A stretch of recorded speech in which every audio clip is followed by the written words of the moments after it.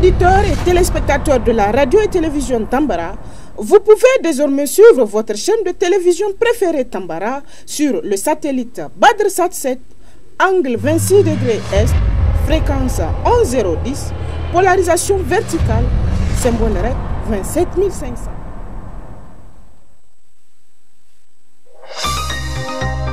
Suivez le journal avec STM Transport Voyageurs, une nouvelle façon de voyager.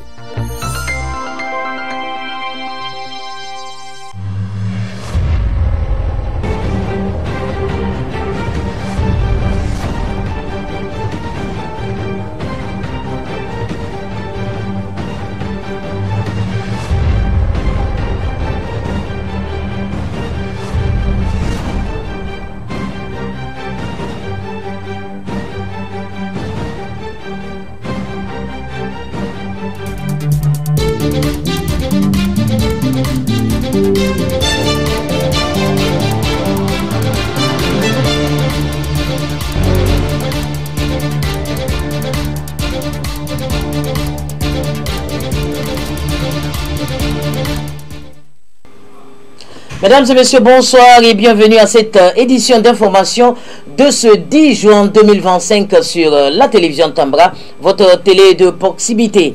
Le président de la République, le général d'armée Abdraman Tchani, chef de l'État, chef suprême des armées, a présidé à la cérémonie officielle de l'exécution de l'hymne de la Confédération des États du Sahel, AES. Suivez plutôt.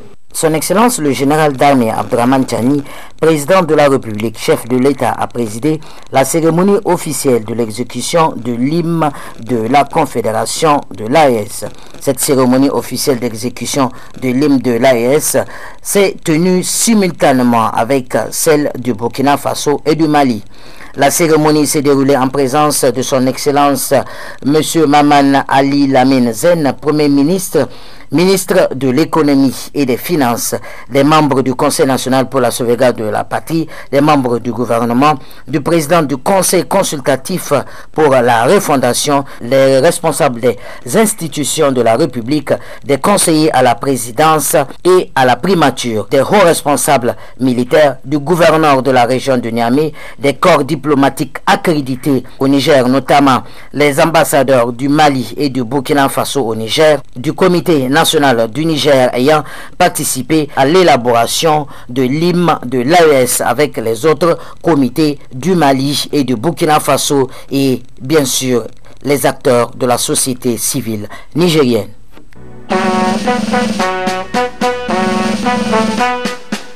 Hommage au peuple du Sahel,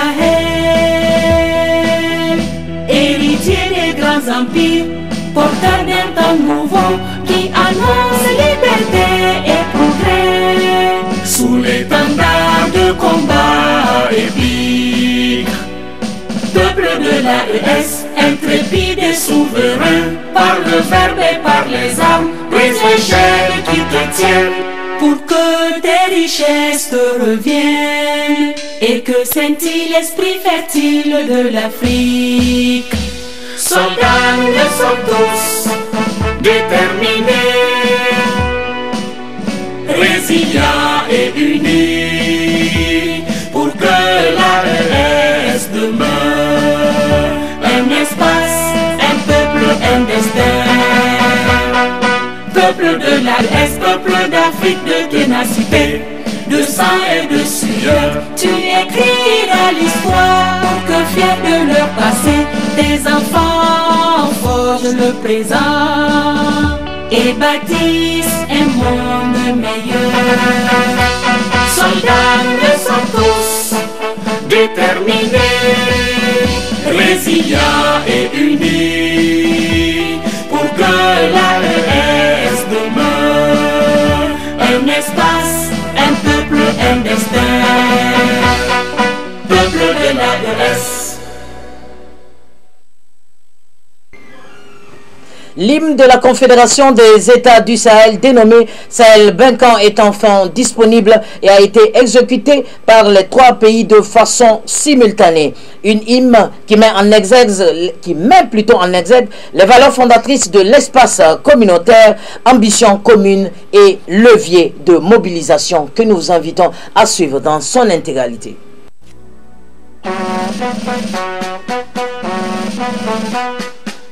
Hommage au peuple du Sahel,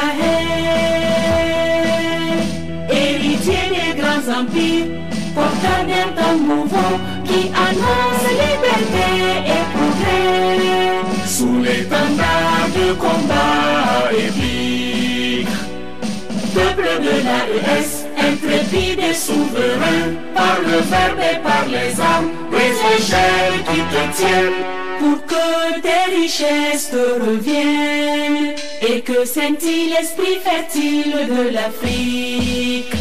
Soldats, nous le sommes tous, déterminés, résilients et unis, pour que l'AES demeure un espace, un peuple, un destin. Peuple de l'AES, peuple d'Afrique de ténacité, de sang et de sueur, tu écriras l'histoire pour que fiers de leur passé, tes enfants forgent le présent et bâtissent un monde meilleur. Soldats, nous le sommes tous, déterminés, résilients et unis, pour que l'AES demeure un espace, un peuple, un destin. Peuple de l'AES. Le président du Faso, le capitaine Ibrahim Traoré, chef de l'État du pays des hommes intègres, a livré un message à l'occasion de l'exécution de l'hymne de la Confédération que nous vous invitons à suivre. Camarades, bonjour. Nous sommes donc au dernier mois du premier semestre de l'année 2025. Je souhaite donc qu'on puisse utiliser ce mois pour commencer à réfléchir aux perspectives du deuxième semestre et voir qu'est-ce qui a marché dans nos administrations et qu'est-ce qui n'a pas marché. Et comme vous le constatez, ce matin donc, nous venons donc de monter les couleurs avec l'hymne de la Confédération, ce qui est encore un pas que nous effectuons dans notre union. Ce qui n'est pas sans difficulté, parce que l'unité est dure, surtout en Afrique. C'est difficile de s'unir. Mais c'est la solution, il faut qu'on s'unisse. Petit à petit, l'AES poursuit son bonhomme de chemin, malgré toutes les difficultés, tous les défis devant nous. Si j'étais naïf, j'allais me poser la question, mais pourquoi les impérialistes ne veulent pas de cette union? Mais je ne suis pas naïf, je sais pourquoi. Et c'est la même question que ceux-là qui ont tendance encore à dormir doivent se poser. Pourquoi ils ne veulent pas qu'on s'unisse? Pourquoi la Confédération fait tant peur ou fait mal à certains? Parce que nous sommes approchés tous les jours par ces impérialistes-là pour amener un des trois à trahir l'autre. Nous sommes confrontés à ça depuis belle lurette. Chaque fois, ce sont ces genres de manœuvres qui sont là pour vous amener à quitter la Confédération. Et ça doit nous amener à réfléchir. Et quand on regarde nos rapports, il n'y a pas d'amitié en fait. Le monde, il n'y a que des intérêts. Les gens ne viennent vers nous que pour leurs intérêts. Il faut qu'on soit bien conscient de cela. On va nous combattre, on continuera à nous combattre, mais nous sortirons victorieux et forts. Ces situations que nous vivons, nous ne devons pas les prendre et nous apitoyer sur nous-mêmes. Au contraire, ça doit nous renforcer. On doit sortir très fort de cette guerre, comprendre le pourquoi on nous a tant assaillis, se forger et faire en sorte que dans le siècle à venir, nous ne connaissons pas ce genre de situation. C'est ce qu'il faut avoir à Libye. Donc j'invite tout un chacun à redoubler d'efforts parce que le Burkinabé est connu comme quelqu'un de très courageux, très travailleur, très résilient. Et ces valeurs-là, nous devons travailler donc à les améliorer. Partout où vous partez en Afrique ou dans le monde ailleurs, vous trouverez des Burkinabés. Et ce sont ces valeurs-là qui qualifient, qui identifient le Burkinabé. Donc nous devons tout mettre en œuvre pour être des hommes intègres, comme le nom du pays le dit, être des gens courageux, résilients, pleins d'abnégation, et redoubler d'efforts dans tout ce que nous faisons pour le bonheur du Burkina, mais pour le bonheur aussi de notre confédération. Ça, c'est très important. Et une fois que nous avons atteint un certain niveau, vous comprendrez encore mieux pourquoi on nous combattait. Parce que notre pays est riche. Riche de sa valeur humaine, riche de ses valeurs morales, mais surtout riche dans son sous-sol. Et ce sont ces richesses-là qui sont convoitées. Mais ces richesses doivent profiter aux Burkinabés. Rien n'a encore commencé en termes d'exploitation des ressources naturelles et de rétribution donc au niveau des masses populaires. Nous pouvons changer le visage de notre pays, nous pouvons quitter cette situation de sous-développement et nous retrouver très vite un pays émergent. Il suffit de travailler. Il faut que chacun s'y mette.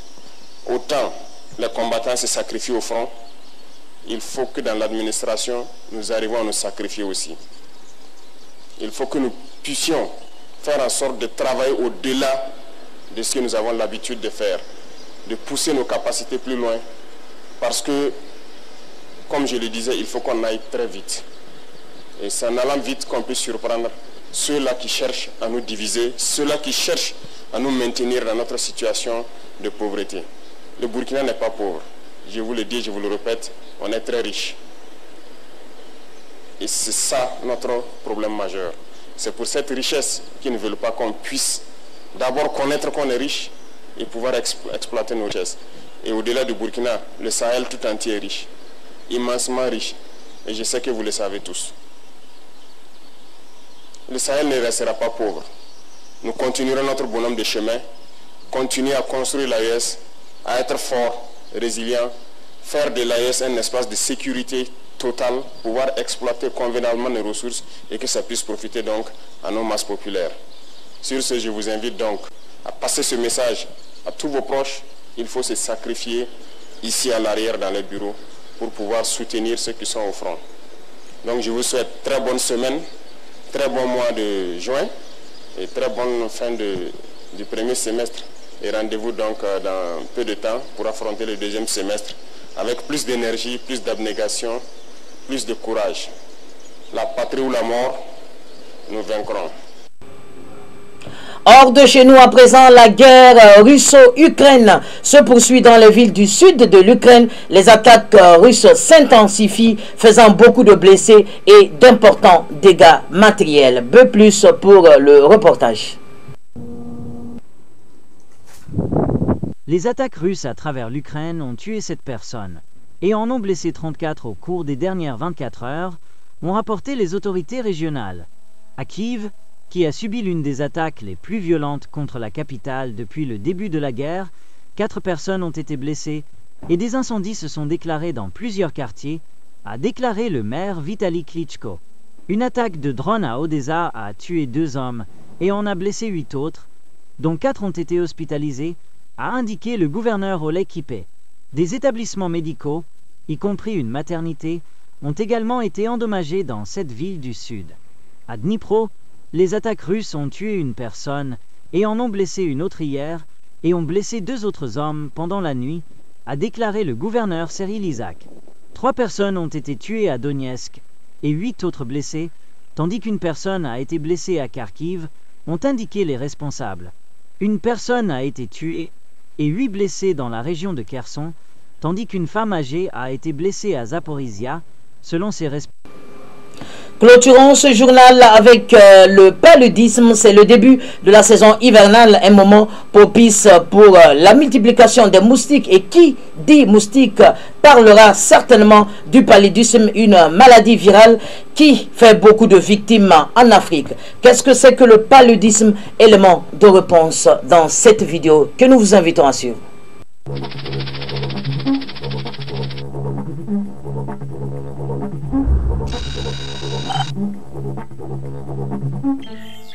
L'anophèle, moustique qui prolifère en zone tropicale, n'est que le moyen de transport, le vecteur, du paludisme. Le véritable coupable, c'est le parasite qu'il transmet, le plasmodium.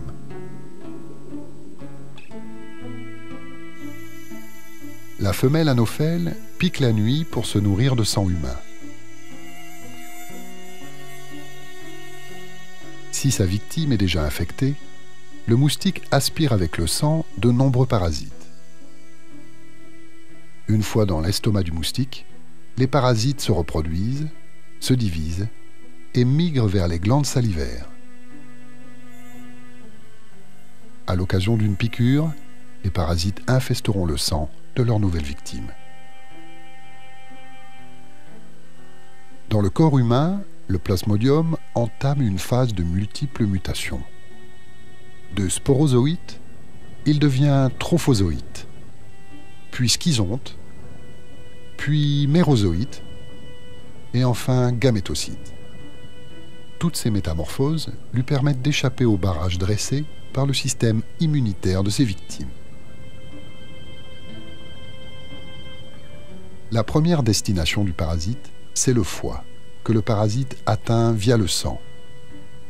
Ici, aucune réaction du corps humain.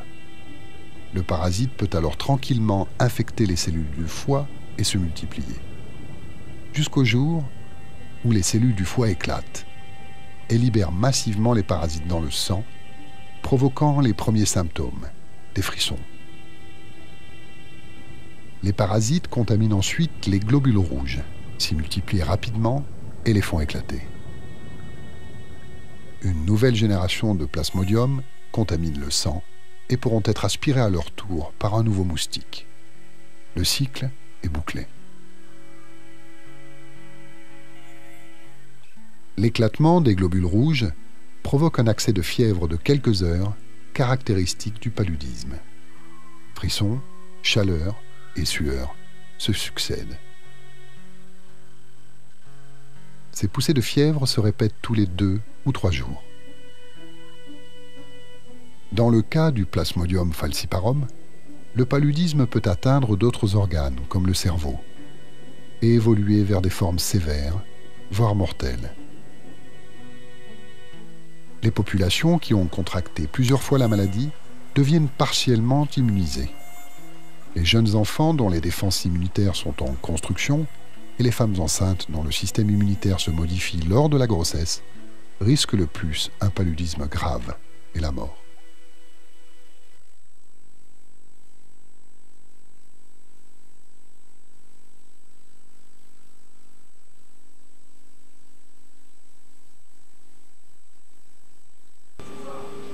Messieurs, dames, c'est l'essentiel de l'actualité de ce 10 juin 2025 sur la télévision Tambra, votre télé de proximité. Que Dieu bénisse l'Alliance des États du Sahel. Au revoir.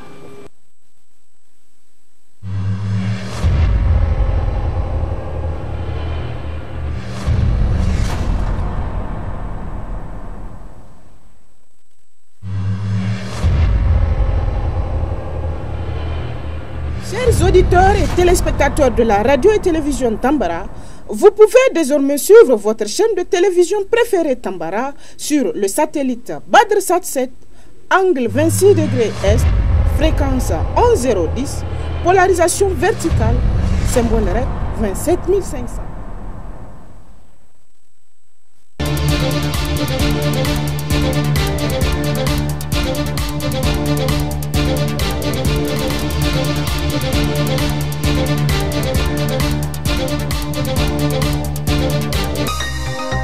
Ce journal vous a été présenté par STM Transport Voyageurs.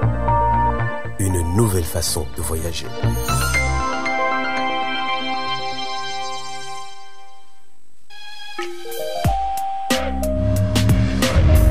vos annonces publicitaires, reportages, couvertures médiatiques, ateliers, séminaires de formation, contactez le service commercial de la radio-télévision Tambara sur les numéros suivants: le 80 10 25 25, 89 10 25 25 ou encore le 87 20 30 00. La radio-télévision Tambara, c'est la voix et le miroir de la femme.